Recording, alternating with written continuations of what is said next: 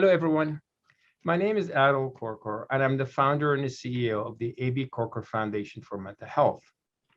We're here again with another wonderful interview that we are looking at to meet a young lady who has been incredibly successful and has been marching along in her future in the United States of America, having born in the Middle East. But before I introduce her to you, I want to remind you that the A.B. Korkor Foundation and all the effort that we're doing is supported by you. So we would really love for you to share and understand, just to share this video with friends and family and help us raise our support level. The best way to go there is to go to abkf.org. Now, let's go to our interview today, which is going to be really centered about a topic that is extremely important and really timely, in my opinion. That is social media and mental health. As you all know, the foundation is centered around making the world a better place for those who are suffering from ill mental health. Well, unfortunately, social media turned out to be an important part of this. Good or bad, we will be talking about it today, was Yasmine Al-Bustami. Yasmine is an actress who was born in Abu Dhabi, United Arab Emirates, and was raised in Duncanville, Texas. Well, she's of Jordanian-Palestinian and Filipina descent. And she has a heritage, as she described, that is fueled by hummus, pansit, brisket, and queso. She's also famous for saying, "You're all." I've seen that coming out of her mouth a number of times, and also in some of the email exchanges that we've had. Yasmine, you are welcome. I am so delighted to have you on our podcast at the A.B. Korkor Foundation. And I really am intrigued and excited. First of all, intrigued by your story, period, and excited to have the discussion with you about social media and mental health. And maybe you can lead us into why is it that we're talking about this topic with you today? First, thank you for having me, Amal. And then also your voice is so soothing. As you're just talking, I'm just like, It's very soothing, your voice. Thank you. It's very easy to listen to you. Yes. I was just like, I would love to hear him recite a poem. But we're talking today because we actually talked, I think like 2 weeks ago, and we met up for the first time with everybody, with your team. And we were trying to figure out a way to incorporate how I could help the foundation in some way. And the funny thing is, as we were trying to figure out some action plans or come up with some ideas, social media obviously came up, given the world that we live in, because that's how everybody spreads messages and gets their news across. And I wanted to help. Because mental health is like a big thing for me. And I want to spread that awareness, especially in the community with what you do with the foundation. I think it's really important. So I wanted to have the meeting. I wanted to help. And then the topic of social media came up. And I'm really grateful to y'all because I was pretty honest. And I was like, I have all the things. I have Instagram, I have the Snapchat, I have the Facebook, I have the all Twitter, but I don't use them. And I think like it's been like 2 or 3 years for some of them. And I didn't think it would be beneficial to, just because I'm not active on them. I just didn't know how I would be able to contribute to that. So I mentioned why also to you guys about why I'm not completely active on them. And it came down to mental health. It came down to, the reason I know this is because my usage with social media, and you can see the progression of it, the ebbs and flows of it, when I was active, when I'm not active.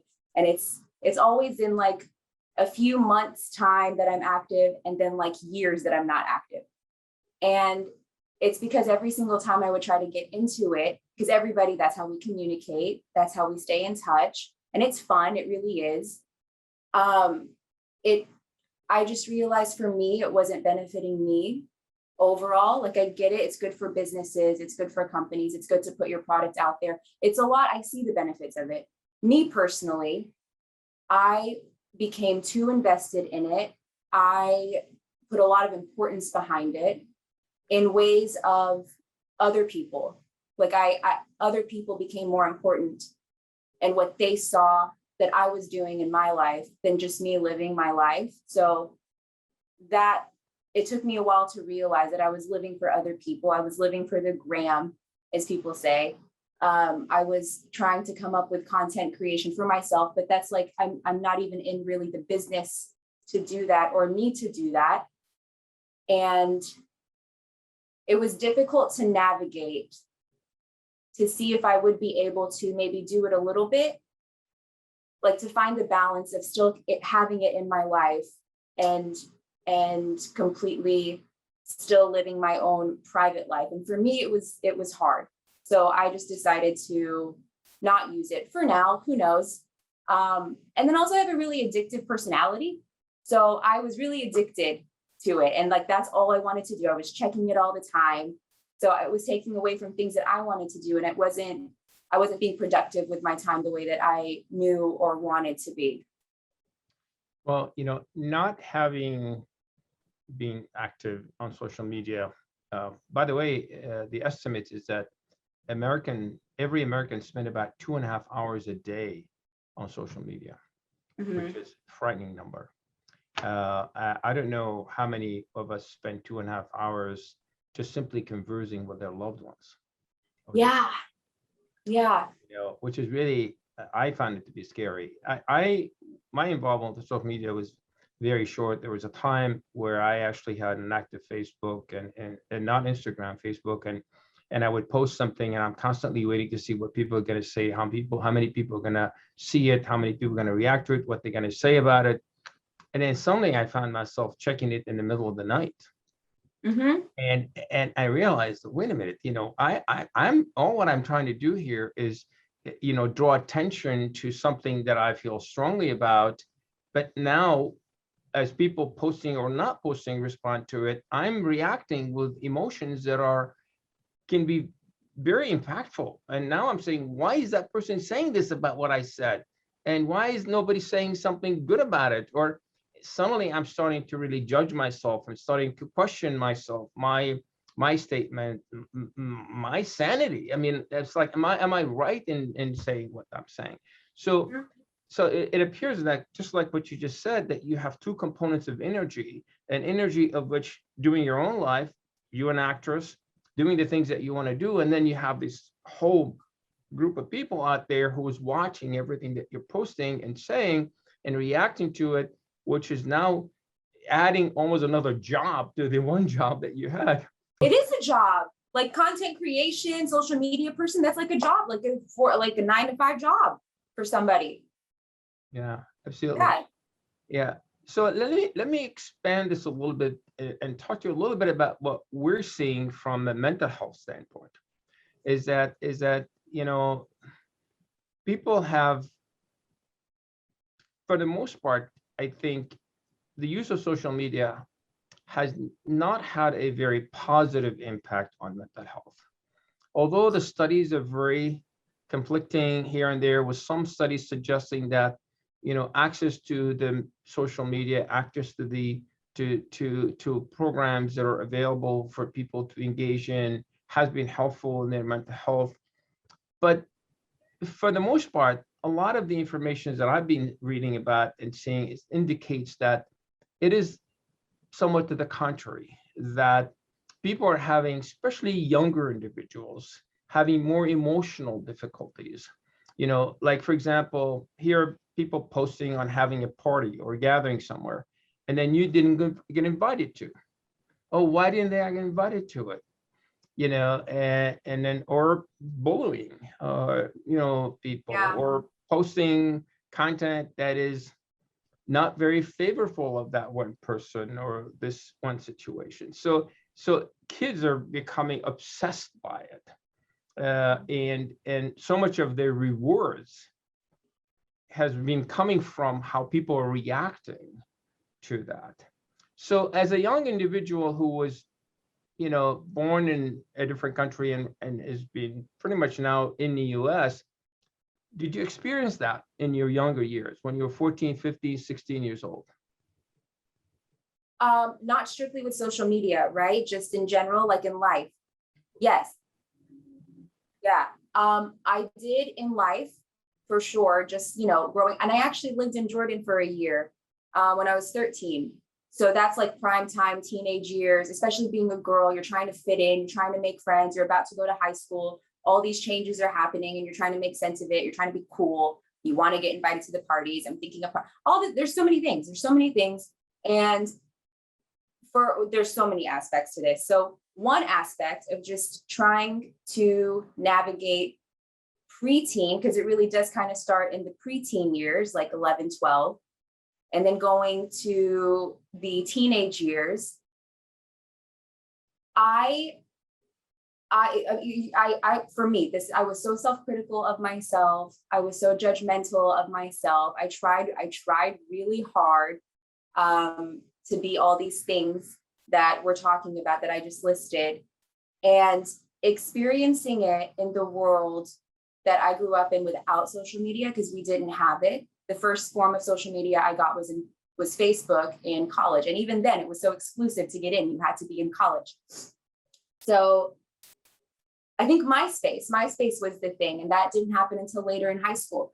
So I didn't have access to what my friends were doing at any given moment, at any given time, or what the cool kids were doing. So I could go see what they're doing. So like if someone was having a party, I had no idea. So in a way that was easier, not to take away that it was still difficult trying to just navigate life and be a normal 13, 14-year-old, 15-year-old.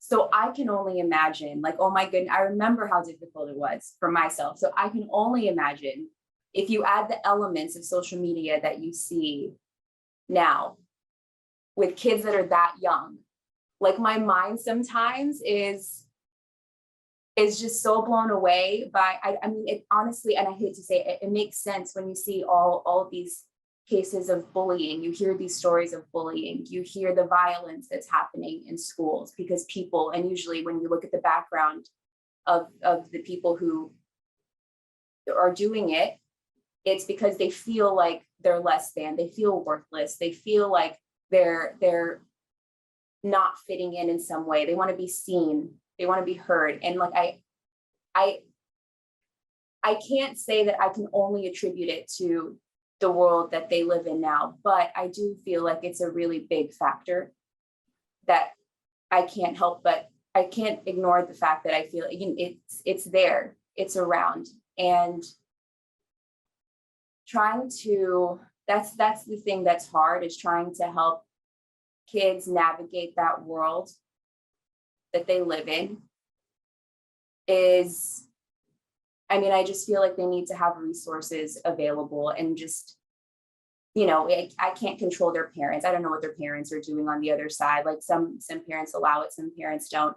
And yeah, I didn't have that. They have that now. And I just would not personally know how to navigate that at all. I'm an adult right now and I still don't know how to navigate it. And it's hard. It really is hard. So I feel for the kids nowadays. Yeah. Let me ask you a question now that you're sort of stepping back from being active on social media. Do you feel a difference in your life? Yeah, so I do see the benefits of social media. It's why I used it. And I love keeping in touch with my friends, and I love talking to them on a different avenue. But for me personally, in a world where technology is taking over, which is great, it's amazing, it's helpful, I love it.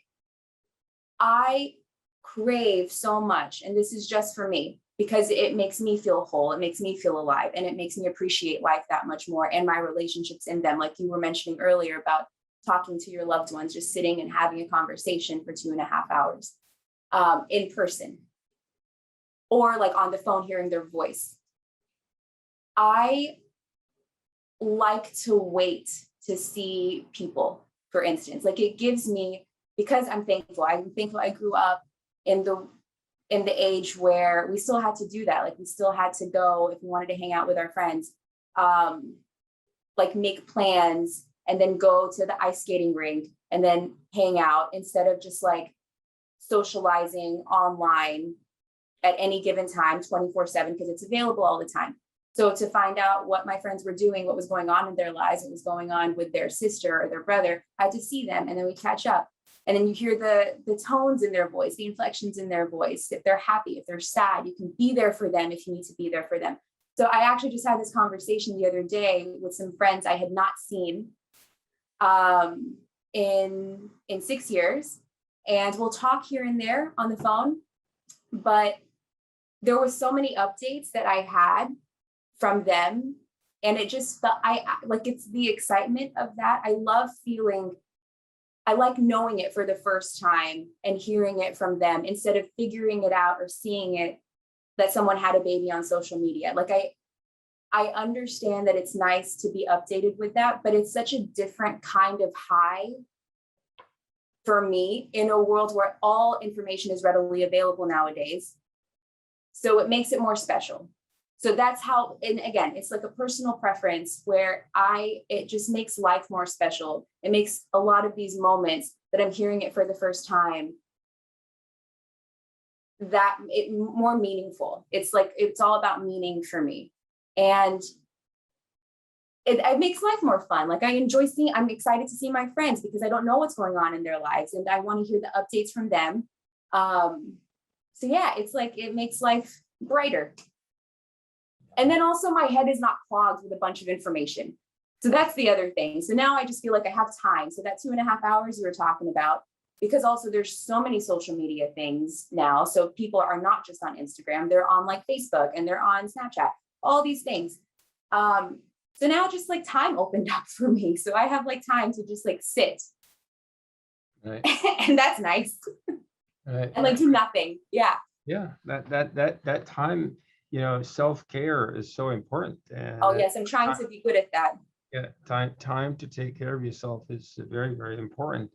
I was born in the era where TV was just introduced to the world. And then of course, prior to my generation, there was the radio.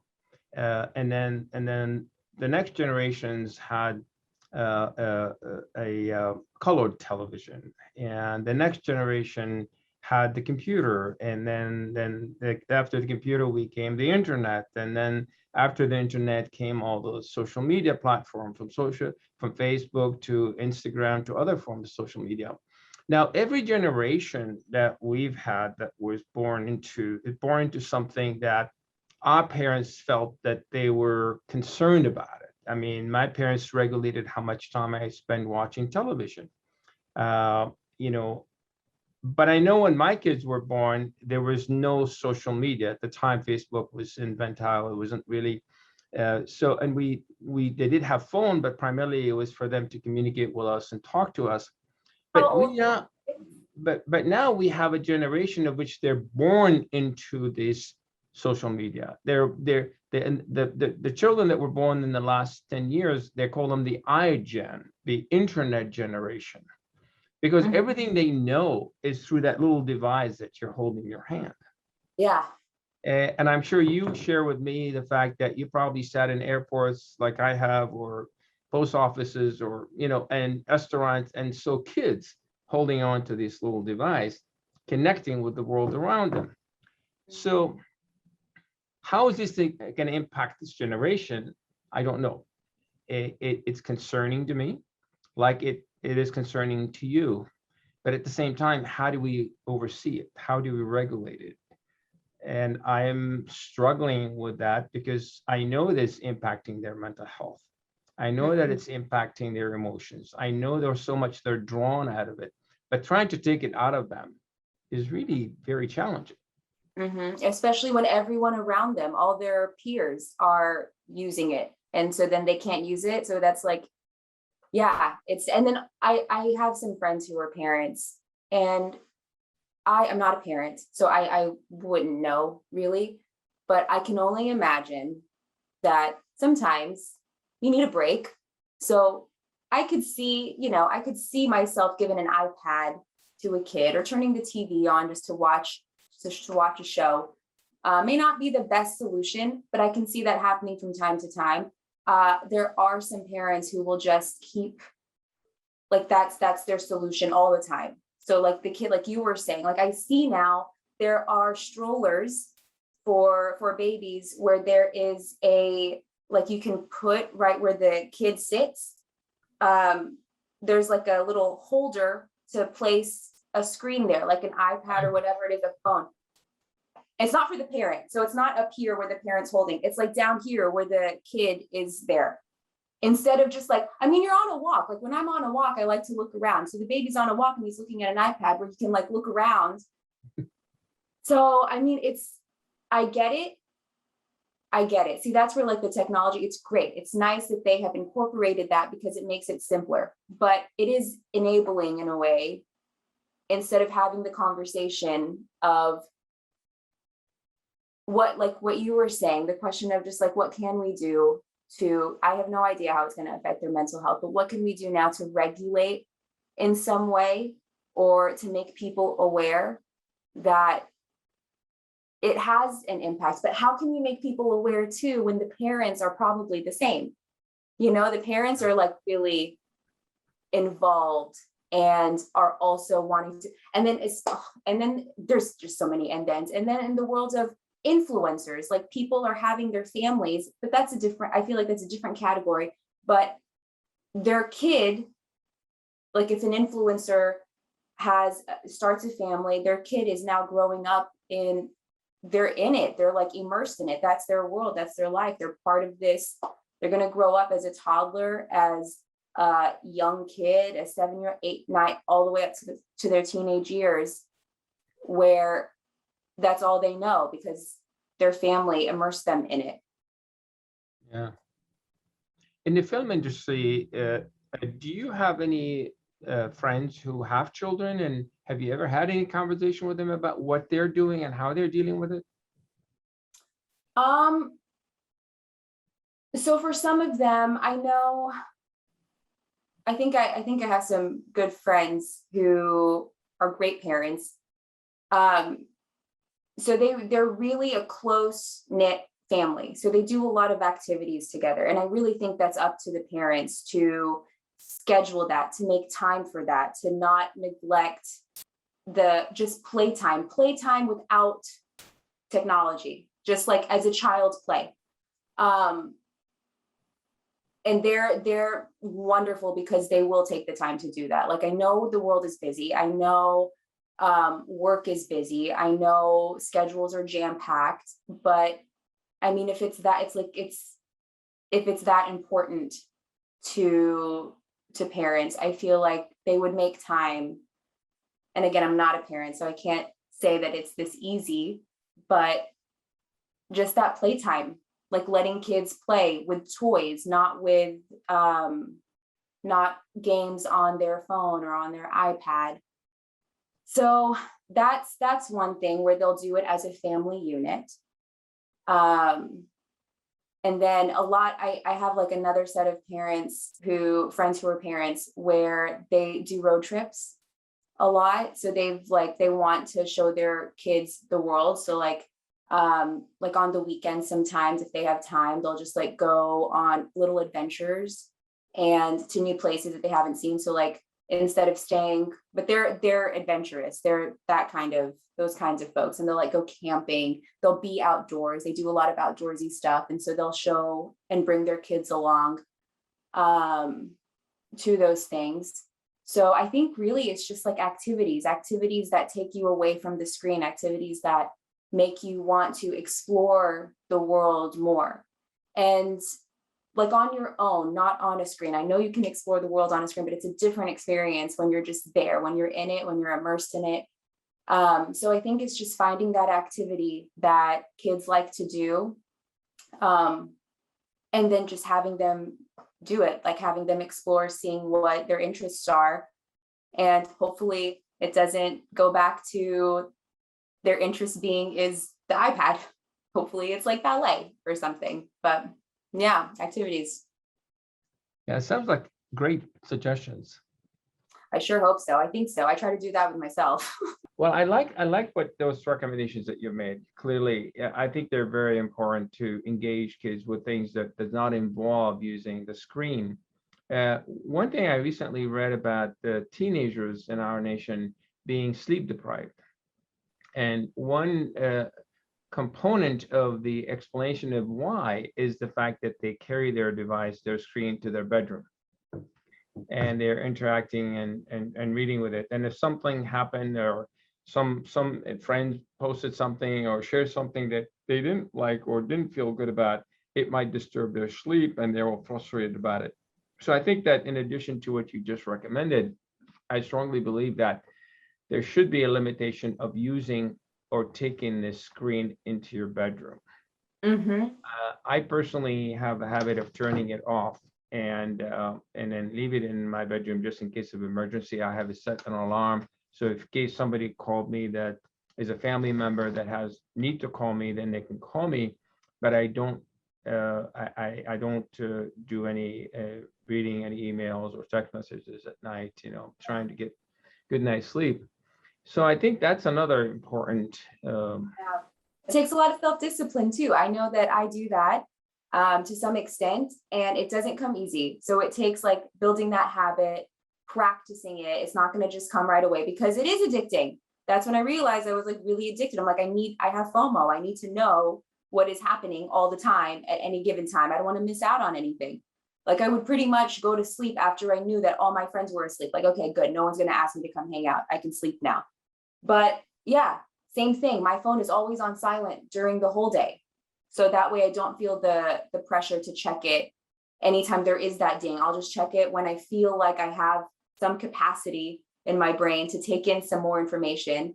And I've realized this about myself. I'm not a good multitasker. So going from one activity to the other activity, like even just like an email, then a text, or talking to this person right here, writing something down that I'm writing, like I need to focus on one thing at a time. And with your phones, all the notifications are coming in. So I think I know that there is the ability to, with some apps, you can turn off the notifications so you don't get notifications for certain apps. So I know some people do that. And something that I've been doing for like a couple years now that I think is really helpful is there's an app called Auto Reply. And because everyone's texting nowadays, and I think you've gotten my auto reply. I think you texted me. I did. Yeah. It was a funny one. It was a funny one. Yes, I do joke now. So it started off as because I'm not checking my phone all the time and I'm not responding. Like the other thing that I was trying to do is because everything is so easily accessible and people are wanting all the information now and they want your attention now. They're just expecting that because everything else is that way. I really wanted to get away from that. I didn't want to feel the pressure or the need to, again, live my life by others in terms of like them meeting me now. Okay, so let me be available and I'll drop everything and I'll respond to this text. So I realized people were getting upset with me because I would not respond, or I'll take like days to respond, or I'm not responding right away. So I found auto reply, and it started with, now they're jokes, but it started with me saying like auto reply and, hey, I'm hanging out with a friend right now. I'll text you back later after I'm done. Or if I'm at the gym, hey, I'm at the gym. I'll text you back later after I'm done. So when people text me, that's the auto reply that comes through. And it's like a voicemail, but for text. And that helped tremendously. For whatever reason, people, they got their response right away and they're like, oh, she's busy, because for whatever reason, I couldn't be busy before, but now they know that I am busy and I can't. So I'm not upset with them, or I just not want to talk to them. It's just like I'm doing other things. So that's been a life changer for me. I like that. And I don't know, I'm hoping that because I'm hearing a lot of these conversations now where people recognize how social media can affect them and how it can affect society. So it's not lost on people.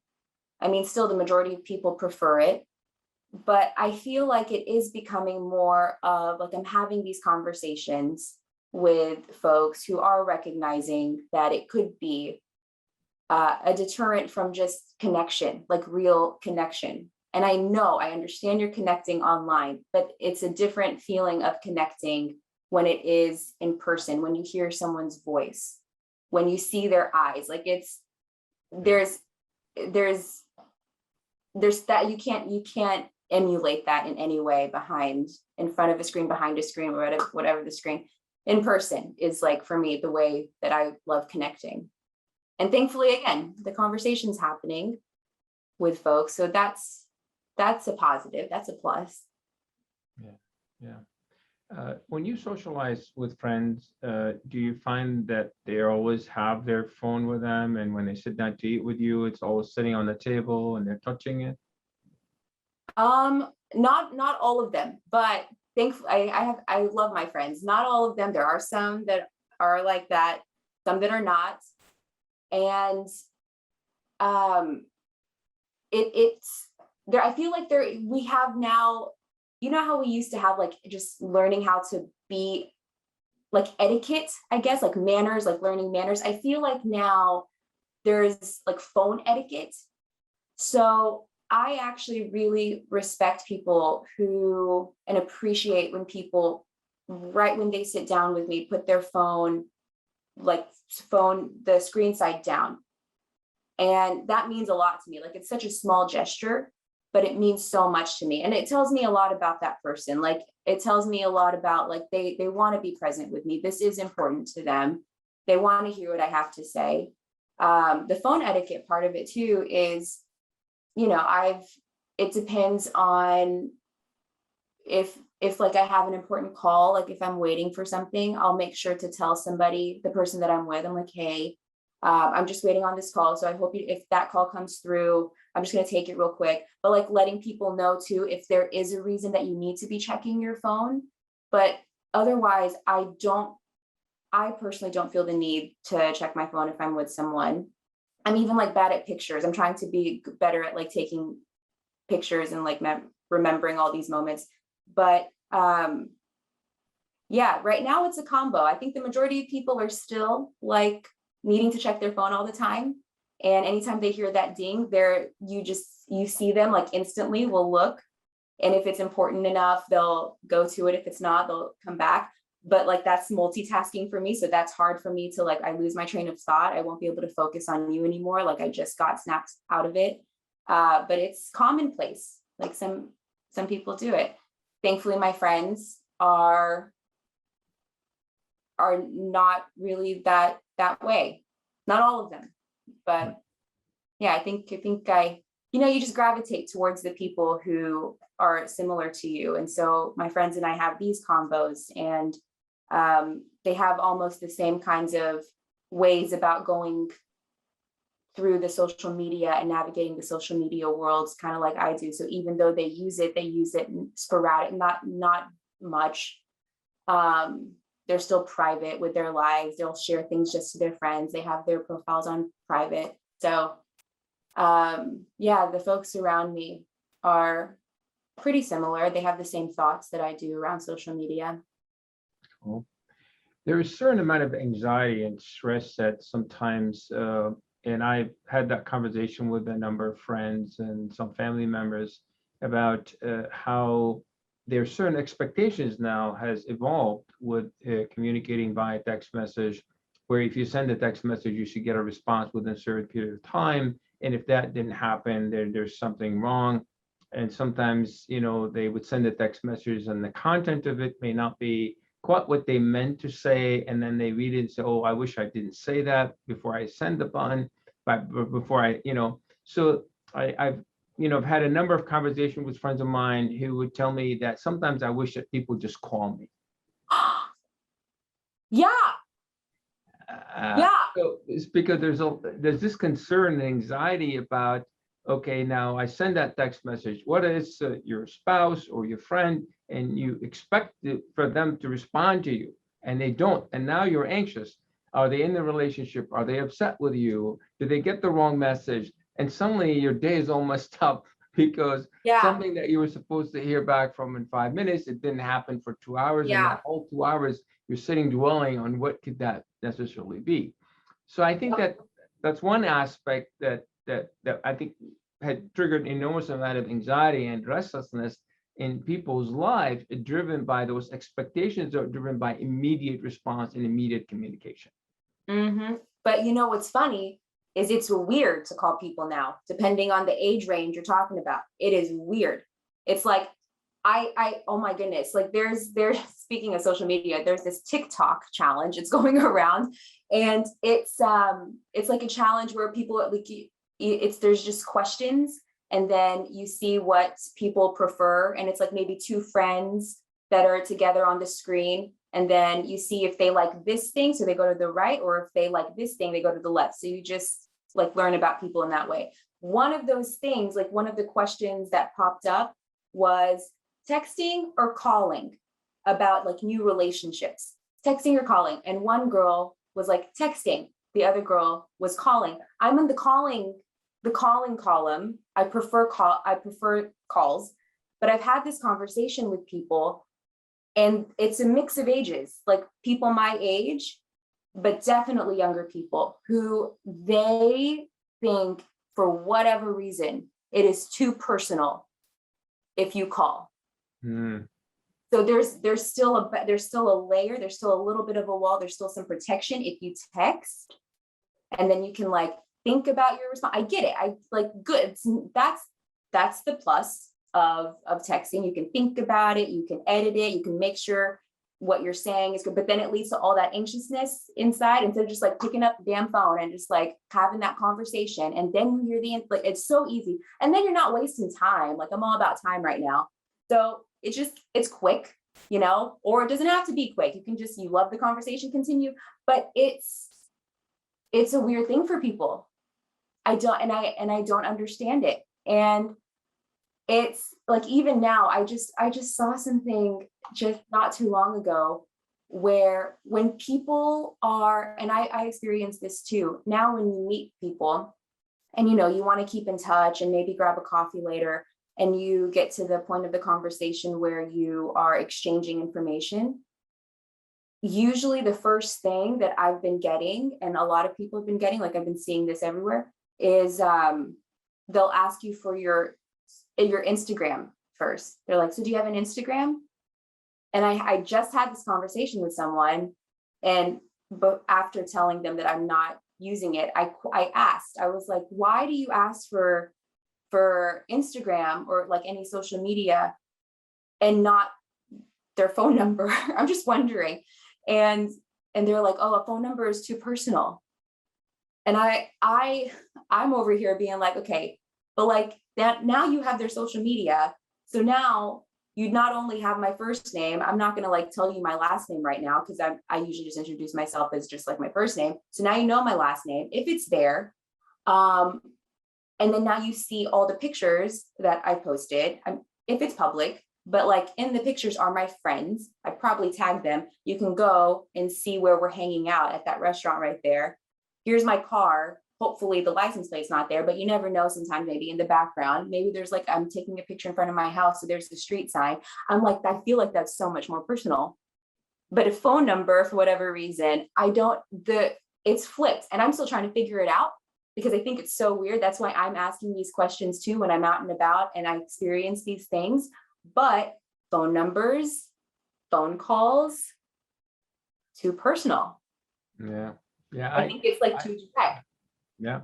I recently have a friend of mine who told me that his daughter was very depressed and sad, and he walked into her bedroom and she was crying, and he asked her what was going on. She said, my boyfriend just broke up with me via text message.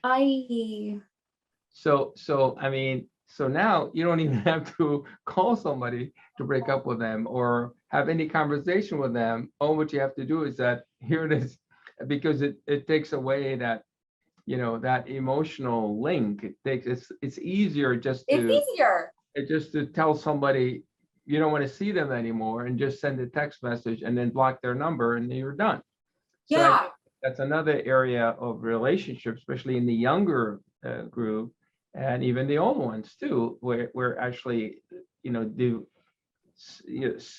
moving away from direct interaction to really that less involved and less engaged interaction, of which I just send out the text message and this is it, or I just posted something on whatever, and then I'm done and it's over, and it is nothing I can, use people using Messenger or something like that to relate to stuff.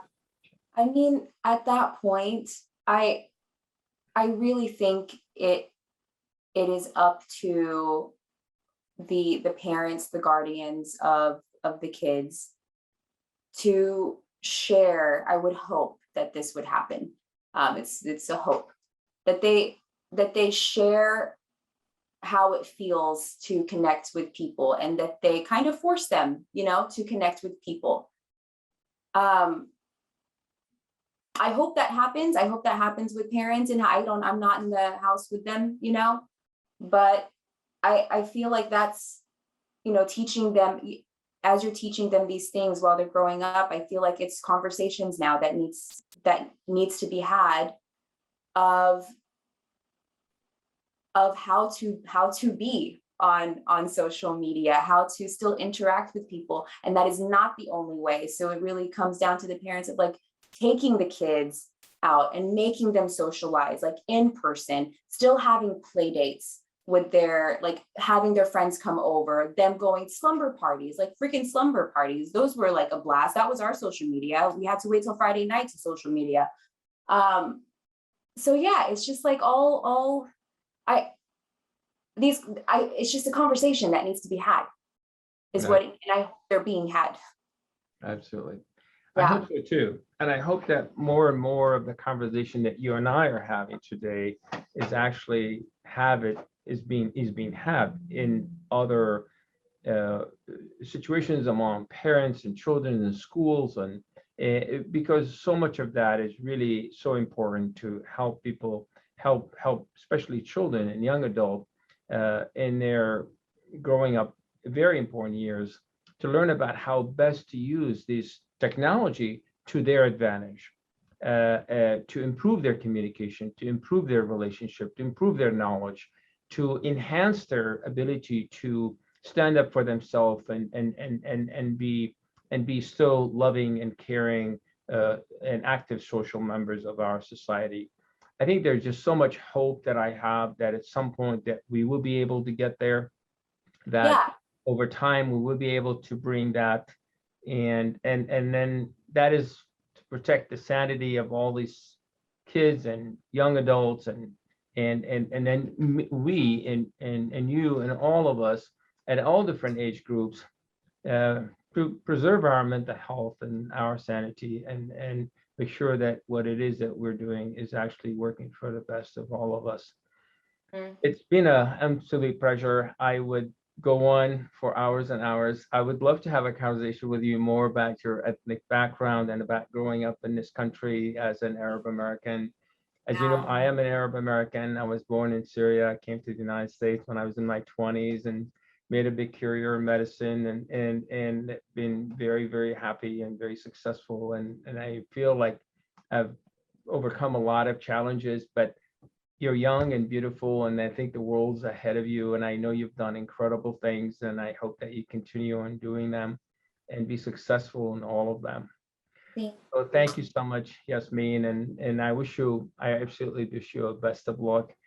And everyone who's with us today and watching this podcast, I really appreciate having you being part of it. It's been an absolute pleasure for me to have it, and I hope that you enjoy listening to it and maybe learning. And if you could teach us, I would love to hear from you. The best way to reach to us is abkf.org, and we're here to help make the world a better place for adults and children with ill mental health. Many thanks, and hope to see you soon. Thank you, everyone.